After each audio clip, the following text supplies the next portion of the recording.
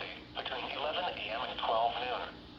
If there is a threat of severe weather, the test will be postponed until the next available non-severe weather day. To provide the most consistent warning service possible, the warning